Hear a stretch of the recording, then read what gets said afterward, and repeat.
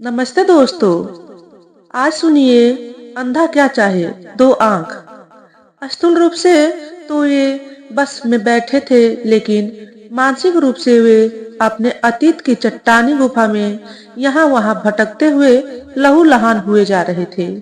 अभी परसों की ही तो बात है। सुबह की कुनकुनी धूप में बैठे हुए अखबार पढ़ रहे थे, तभी उन्हें वरवर राव आता दिखाई दिया। वरवर राव उनके गहरे मित्रों में से है। उसे आता देख वे अनुमान लगाने लगे थे कि निश्चित ही वह कोई खुशखबरी लेकर आ रहा होगा। उन्होंने तपाक से हाथ मिलाया और पास पड़ी कुर्सी पर बैठने को कहा। बैठ चुकने के बाद उसने अपनी जेब से एक पत्ता लिखा पर्चा बढ़ाते हुए कहा, मैं कल ही चंद्रपुर से लौटकर आया हूँ। मैंने बेटी अनुराधा के लिए एक अच्छे वर को खोज निकाला है। घर पर बेटा और उसकी माँ मिले थे, पिता शायद कहीं बाहर गए हुए थे। बातों ही बातों में पता चला कि उन्हें एक सुशील और सुंदर बहू की तलाश है। मैंने बिटिया के रंग रूप से लेकर उसके एजुकेशन तक की जानकारी उन्हें दे दी है। तुम ऐसा करो, आज ही निकल जाओ। भगवान दत्तात्रेय की कृपा रही तो यह शुभ कार्य संपन्न होने में देर नहीं लगेगी। हाँ, जाते समय बच्ची का बायोडाटा और फोटो ले जाना न भूलना। उन्होंने अपने मित्र को गले से लगाते हुए कहा, दोस्त हो तो तुम्हारे जैसा कितना ध्यान रखते हो तुम मेरा और मेरे परिवार का। कहते हुए उनकी आंखें भर आई थी। बस से उतरकर उन्होंने ऑटो वाले से लिखित पते पर चलने को कहा। घर पहुंचकर उन्होंने काल बेल बजाई। थोड़ी देर बाद दरवाजा खुला। एक भद्र महिला दरवाजे पर नमूदार हुई। अपना और अपने मित्र का परिचय देते हुए उन्होंने अपने आने का कारण कह सुनाया। उस महिला ने उन्हें अंदर आने और ड्राइंग रूम में बैठने को कहा और खुद भी पास ही सोफे पर बैठते हुए अपनी नौकरानी को चाय पानी लेकर आने को कहा। सारी औपचारिकताओं के बाद उन्होंने अपनी जेब से बच्ची की फोटो तथा बायोडाटा बढ़ा दिया। उसने बड़ी बेसब्री से लिफाफा खोला और फोटो देखते ही कहा, मैं कब से इतनी सुंदर बहू की तलाश में थी। फिर यूनिवर्सिटी से सर्टिफिकेट्स देखते हुए बोली, अरे इसने तो सारी परीक्षाएं प्रथम श्रेणी में पास की है। खैर, हमें कोई नौकरी वाकरी थोड़ी ही करानी है उससे। उसे तो हम राज रानी की तरह रखेंगे अपने पास। लड़के की माँ के मुंह से बातें सुनने के साथ ही उनके शरीर में रोमांच हो आया था। अपना मनोरथ पूरा होते देख उन्होंने पूछा, भाई साहब दिखलाई नहीं दे रहे हैं? यदि उनकी भी इस रिश्ते पर स्वीकृति की मुहर लग जाती तो कितना अच्छा होता। हाँ हाँ, क्यों नहीं, आप आराम से बैठिए, मैं उन्हें भिजवाती हूँ और आपके लिए कुछ गरमा गर्म नाश्ता बनवाती हूँ। कहते हुए वे अपनी सीट से उठ खड़ी हुई थी। थोड़ी देर बाद एक व्यक्ति को अपनी तरफ आता देख उन्होंने अनुमान लगाया था कि ये ही लड़के के पिता होंगे। देखते ही वे अपनी जगह से उठ खड़े हुए और अपने दोनों हाथ जोड़ते हुए अभिवादन करने लगे थे। सारे औपचारिकता और यहाँ वहाँ की बातों को परे रखते हुए उन्होंने मुख्य बात पर केंद्रित होते हुए अपने आने का उद्देश्य कह सुनाया। देर तक चुप्पी साधे रहने के बाद लड़के के पिता ने कहा, जोशी जी, जब हमारी पत्नी को बच्ची पसंद आ गई है तो फिर हमें किस बात पर ऐतराज हो सकता है। लेकिन मेरी सोच उससे एकदम उलट है। जब तक दोनों की कुंडली नहीं मिलती तब तक कुछ भी सोचना व्यर्थ है। आप कुंडली छोड़ जाइए, मिलान के बाद ही कुछ हो सकता है। जोशी जी ने दुनिया देखी थी, वे समझ गए। समझने में देर भी नहीं लगी कि सामने वाला व्यक्ति कुछ ज्यादा ही घा किस्म का है। दान दहेज की बात सीधी सीधी न करते हुए वह कुंडली को लेकर टरकाना चाहता है। उन्होंने सधी चाल चलते हुए कहा, श्रीमान, मेरे मित्र ने यहाँ से जाने के पूर्व बच्चे की कुंडली की एक कॉपी ले ली थी और घर से चलते समय मैंने दोनों की कुंडलियों की मिलान एक योग पंडित जी से करा लिया था।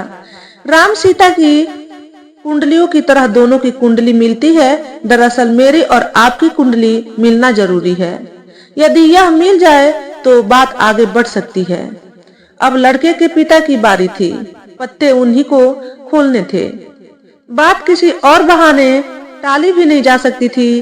कुछ देर चुप्पी साधे रहने के बाद उसने कहा, आप समझ सकते हैं कि आजकल पढ़ाई लिखाई कितनी महंगी हो गई है। उसे पढ़ाने लिखाने में लाखों की दौलत खर्च हुई है। आप यह ना समझे कि मैं अपने लिए कुछ मांग रहा हूँ। आप जो भी देंगे वह अपने होने वाले दामाद को ही तो देंगे। मैं चाहता हूँ कि उसके स्टेटस के अनुसार उसे एक 4 व्हीलर, कम से कम 5 तोले की चेन, इतना तो कम से कम चाहिए ही। आप अपनी बच्ची को 25-50 तोले सोने और चांदी के जेवरात तो देंगे ही। दहेज में और क्या क्या देना है इसकी लिस्ट मैं आपको दिए देता हूँ। उसके अनुसार ब्रांडेड कंपनी का सामान खरीदना होगा। हाँ, एक बात बतलाना तो मैं भूल ही रहा था, हम बारात लेकर आपके यहाँ नहीं आ सकते। आपको यहाँ आना होगा और मंडप का सारा खर्च भी आपको उठाना होगा। बातें सुनते हुए जोशी जी के तन बदन में आग सी लगने लगी थी।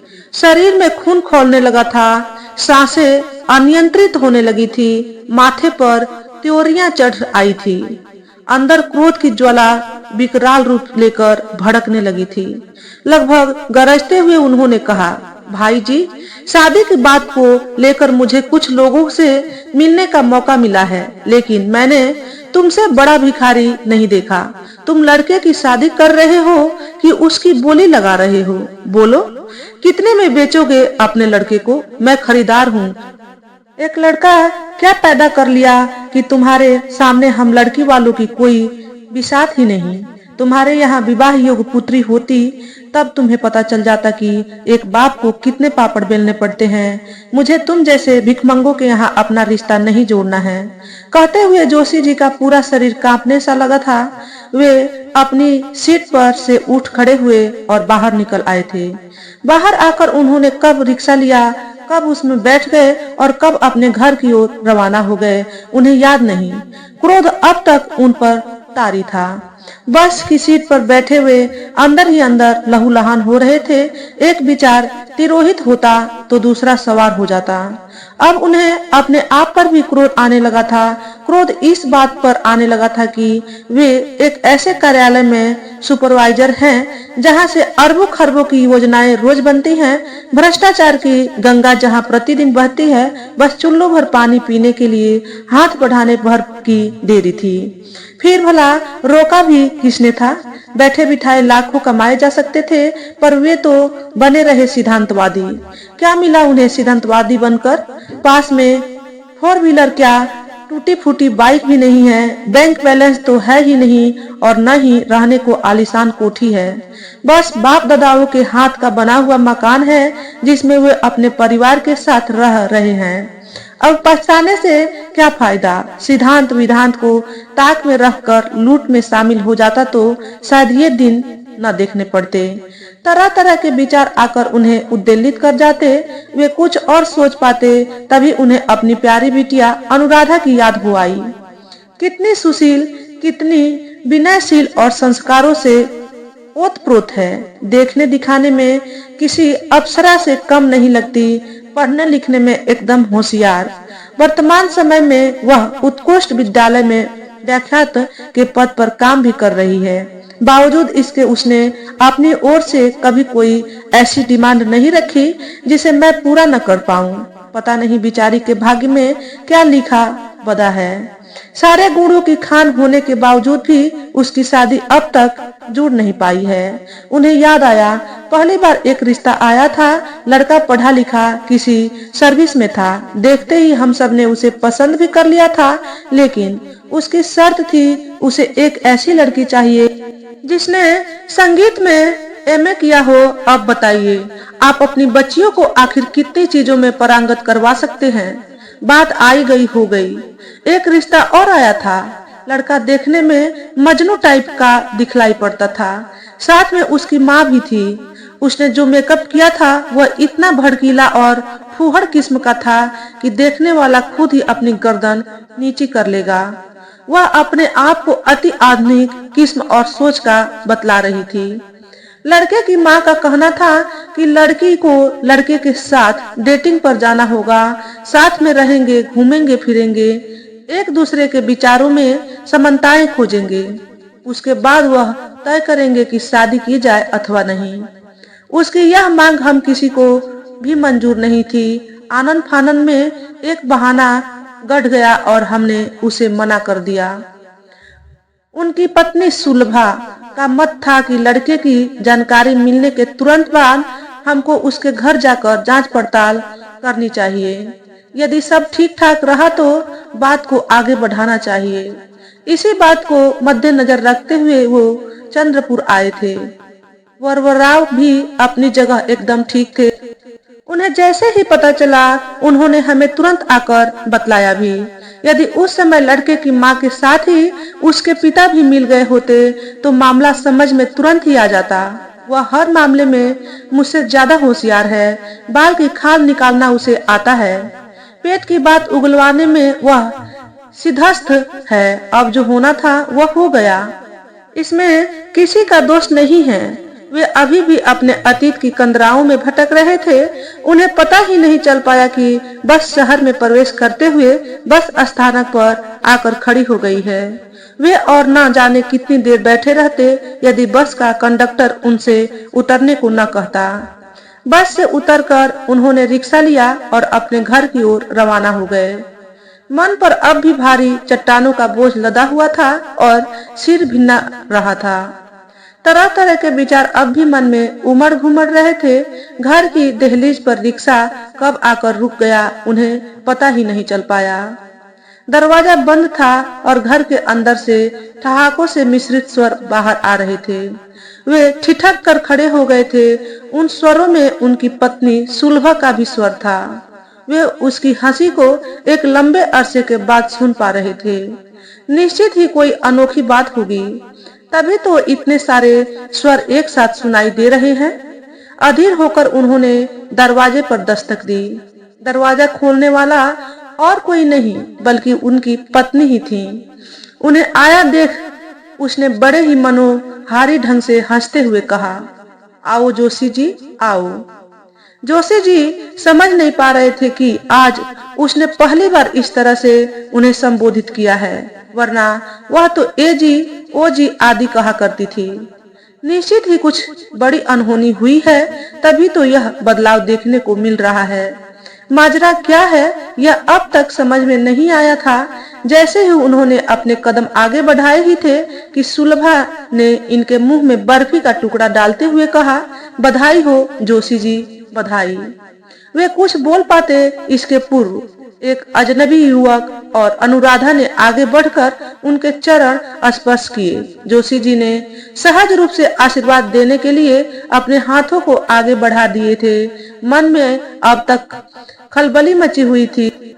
वे जानना चाहते थे कि ये सब क्या और क्यों हो रहा है।